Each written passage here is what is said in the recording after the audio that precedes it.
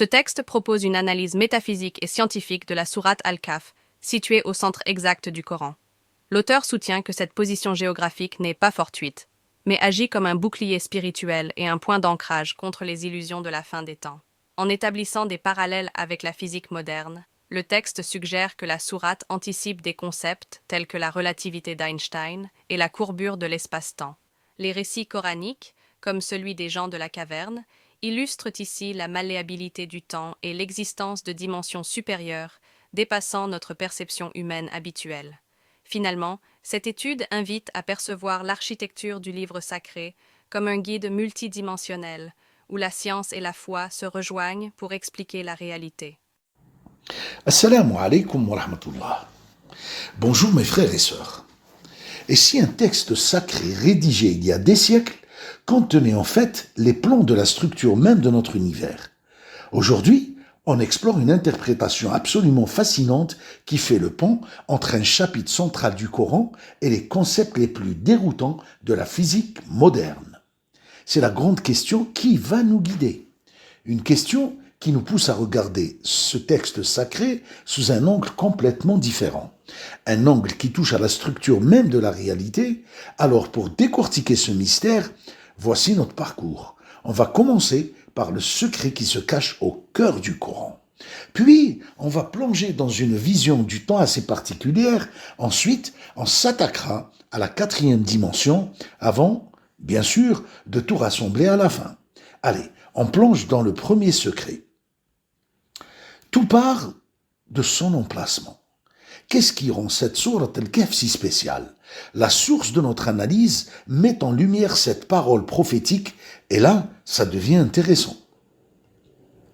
Il ne s'agirait pas seulement d'un conseil spirituel, mais plutôt d'un indice sur la fonction même de ce texte. Une sorte de protection, cotée dans sa structure. Ce qui est vraiment faux ici, c'est l'analogie. L'idée, c'est que la position de Sourate Al-Kahf en plein milieu du Coran n'est pas du tout un hasard. Elle agirait comme un pont d'ancrage, un peu comme un trou noir qui courbe l'espace-temps dans la théorie d'Einstein.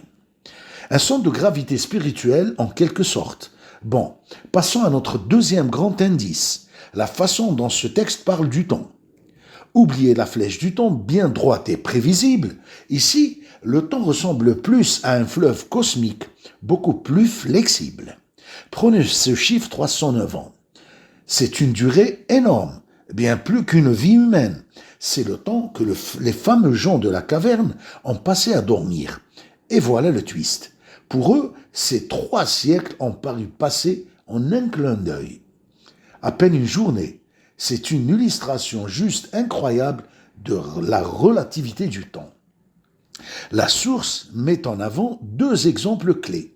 D'un côté, on a l'expérience radicale des gens de la caverne et de l'autre, la prophétie de Dhul Qarnayn qui parle d'un futur où les barrières s'effondrent, ce qui suggère que la fin des temps n'est pas juste un événement, mais carrément une restructuration du temps lui-même.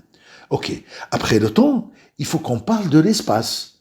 Et pour bien saisir la thèse de la source, on doit aborder un concept qui, disons-le, met notre cerveau un peu au défi, les dimensions supérieures. D'abord, revenons à ce qu'on connaît, longueur, largeur et hauteur, représentés par X, Y et Z. C'est le monde en 3D, dans lequel on vit tous les jours. Le cadre de notre existence, c'est notre point de départ. Maintenant, la 4e dimension. D'après la physique moderne, ce n'est pas un autre endroit dans l'espace. Non, c'est le temps lui-même intégré à l'espace pour former une seule et même toile, ce qu'on appelle l'espace-temps. Ceci montre bien le fossé qu'il y a entre les deux. Dans notre monde en 3D, on subit le temps qui passe. Mais dans un espace-temps en 4D, le temps devient une direction, une coordonnée. C'est un concept qu'on ne peut pas voir, juste imaginer. Pour que ce soit plus concret, la source propose une analogie géniale. Imaginez un petit personnage qui vit sur une feuille de papier en 2D. Si une sphère en 3D traverse sa feuille, qu'est-ce qu'il voit? pas une sphère. Il voit un point qui devient un cercle, qui grandit, puis rétrécit et disparaît. Il ne peut pas concevoir la sphère entière. Eh bien, l'argument, c'est qu'on est exactement comme ce personnage et qu'on ne perçoit de la quatrième dimension que des ombres, des effets partiels. On arrive au moment où tout se connecte. C'est ici qu'on va relier cette vision d'un temps malléable et ce concept de dimension supérieure. Pour voir comment tout ça s'articule dans la Sourate, voilà le cœur de l'argument. Si on rassemble toutes les pièces, la source nous dit que la Sourate Al-Kahf n'est pas juste une série de récits, c'est une structure cohérente, une structure qui nous montre le temps comme une dimension flexible, qui fait allusion à d'autres réalités et qui, en plus, se positionne comme un pivot gravitationnel au cœur même du texte.